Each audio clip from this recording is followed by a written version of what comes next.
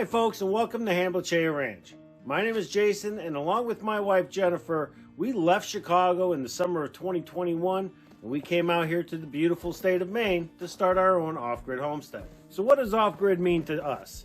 Well, off-grid means that we don't have an electric bill. We're not connected to any power lines or to anything outside of our property. That includes water, waste, natural gas, anything like that. So to us, being off-grid simply means that we're not connected to any services outside of our property. So the question then becomes, where do we get our electricity from? Well, we are on solar, and behind me is our 2.64 kilowatt solar array. We love days like today because we do have full sun. We are taking in an enormous amount of energy right now, which is exactly what we need to charge up our batteries. So let's go see what the batteries look like. But before we get into the GPS, which is the building behind me, and we look at the batteries and the inverter and charge controller, I just want to spend a quick moment here and tell you a little bit about this building behind me. Now, originally when we got here and set up our solar, we actually had built a small chest next to the cabin where our batteries were. The idea was simply to keep them outside of the house for safety reasons and then heat that little chest up. Unfortunately, what we found is trying to heat that with light bulbs just didn't work. That first winter we were here, it was a struggle to say the least. Fast forward to that following summer, and I got the idea of building a 12 by 8 building, which would house all of our solar equipment and also double as storage. So the building behind me is an insulated building. It is a simple lean-to design, and we do keep it heated in the winter to about 70 degrees Fahrenheit. Okay, so now that you know a little bit about the building, why don't we go inside and I'll show you what we've got going on.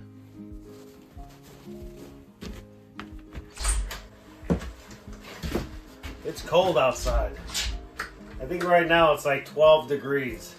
But in here, it's a very warm 71 degrees. So the building's a little messy at the moment. It is winter, and because it is heated, we do tend to put a bunch of stuff in here during the winter time. That stuff that we just don't want to get frozen. All right, so like I said, we do keep this building heated, and the way that we heat it is through our on-demand wall-mounted propane heater. Now this heater is connected to propane tanks that we keep outside. It does get a little costly to heat it, but when you take into consideration the benefits that we're getting by heating this building, as opposed to having all of our batteries and equipment in the cabin, it certainly is worth every penny of it. All right, so that said, let's talk about what we got going on in here. All right, so this is the brains of the operation. This here is our charge controller. This is what is converting the power from those panels into usable power. And basically what it's doing is it's sending power from the panels in through these wires and charging up our battery bank. Now, as of right now, we are in absorb. And so far today we've produced 4.2 kilowatts, which is pretty good. Now this box here is the inverter. This is what actually turns the 12 volt DC into 120 AC that we can use in our cabin. This box here is simply kind of a placeholder where all the wires get connected into. And then we also have this Connex screen here that kind of lets us go through and program it. So now, as for the batteries, these are Rolls Surrettes. They are 6 volt, 445 amp hour batteries for a total capacity of approximately 32,000 kilowatt hours. Now, because these are flooded lead acid though, we have to do a calculation, and we're only allowed to use 50% or up to 50% of their total capacity. So in this case, it'd be approximately 16,000 kilowatt hours. However, just because we have 16,000 kilowatt hours to use, we don't want to use all of that because we don't want to run our batteries down to 50%.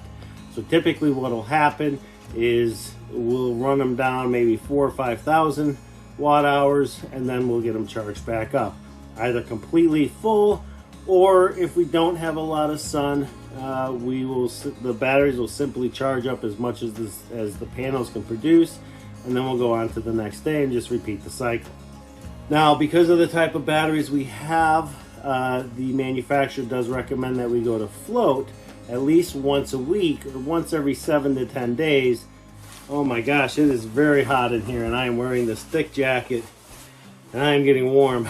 All right, so before I go any further, let me just kind of talk about charging rates. And you know, you've heard me say absorb and float, but what do they actually mean? So in the simplest terms, charging flooded lead acid or AGM battery styles, there are three charging steps.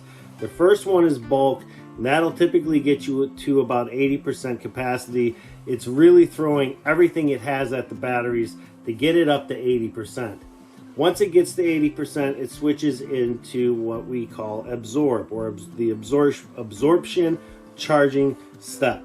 And what happens during that time is that the input into the battery becomes reduced, and it continuously reduces by the resistance within the battery. Now, without going into all the specs and all the technical things of it, just think of it this way: as the battery begins to charge, the flow of current into that battery is reduced until it gets to a point where it is considered completely filled and the capacity is 100%, and that is when we turn into a float, or we switch over to a float charging step. During this stage, nothing's being charged. Any power coming in to the system through our panels gets diverted and used in the cabin for our draw. Anything else is simply just wasted. This system here gives us approximately 3 days of autonomy, meaning without sun, and if the batteries are fully charged, we can run 3 days without changing our lives at all. And that's pretty huge. All right, truth be told, I'm getting really hot, so I gotta get out of here. We're gonna step outside because the next question is what do we actually use for electricity? And what is this system providing us? So before we talk about what our loads are and how much power we're using every day and what we're running, I do want to point out that if we don't have sun, we still need to get these batteries charged. And the way that we do that is with our generator. Now, the generator we use is a Champion inverter generator. It's a 4,650 watt peak generator. And basically what we'll do is, if we don't have a lot of sun and we can't get the batteries charged that way, basically we'll run this and then we'll plug this cable in, and this will charge at about 15 to 1800 watts an hour while it's running. It's not perfect, and it certainly doesn't beat having the sun do it for us, but in those times where we have to do it, we have the generator to do it with.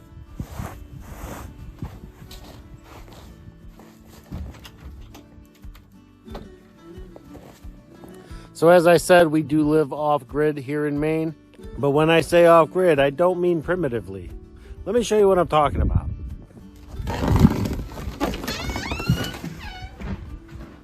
So this is our off-grid outdoor kitchen. It's a 14 by 14 building that I built a couple summers ago, and it's where we do all of our cooking in the summertime. We also cook in here in the wintertime thanks to the wall heater that we have here. But that's a whole nother video. Let's talk more about what we're powering in here. So in the outdoor kitchen, we actually have 2 chest freezers. These have all of the meat from the 2 hogs that we butchered in the summer, along with some of the veggies that Jen harvested in this past fall from our garden. Let's take a look and see what we got inside. So here we have some pork steaks. We've got some center pork chops. Down on the bottom there, we have all of our breakfast sausage. And we also have a frozen bottle of Coca-Cola water, that is. And why do we have that? Well, see, this freezer only runs about 3 hours a day, and the rest of that time, all of the frozen meat, including that frozen bottle of water, keep it cold. All right, so now let's take a look and see what's in the other one.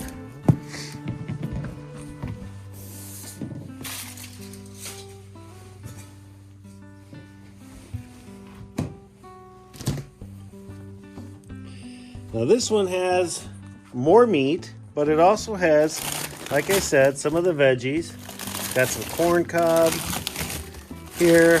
I don't know what this stuff is, but I know Jen does. We've got some frozen beans, and we have some lard. Yeah. What else do we have? Oh, we've got some moose meat that a neighbor of ours gave us. We also have a bag of flour. She likes to put her flour in here to make sure that any bugs that might be in it from the store get killed off. And then we also have all of our bacon in here, more pork chops, or pork steaks, more corn on the cob is down here. And actually, I should probably I think I'm gonna grab this bag for dinner tonight. All right, so that is that freezer and that freezer. We also, even though this is a propane stove, this stove also uses electricity for the fan. Speaking of fan, we also have the ceiling fan with the lights inside of here that are run from our solar, and the outdoor lights in this building are also run off of that solar as well. All right, so let's go ahead and take our corn in, and I'll show you what we've got inside the cabin. While I make my way over to the cabin, I do want to just say one thing about those freezers. The reason that those freezers are only on a few hours of the day in the outdoor kitchen is because, well, it's cold out, and I don't need to run the freezers more than just a few hours a day. Those freezers are rated for, I think, either 48 or 72 hours. And running them a few hours a day just kind of gets that temperature back down to where it needs to be. And then they just kind of stay frozen. All right, so let's get inside the cabin. So the first thing in the cabin here on the back porch that uses our solar are indirectly these lights. Now, the reason I say indirectly is because they are run off of this 12-volt battery, but to charge the 12-volt battery is because we have this tender here that is connected to the battery, and that keeps that battery charged. Now, we do connect this every few days, and it is connected to this, which is connected to the house.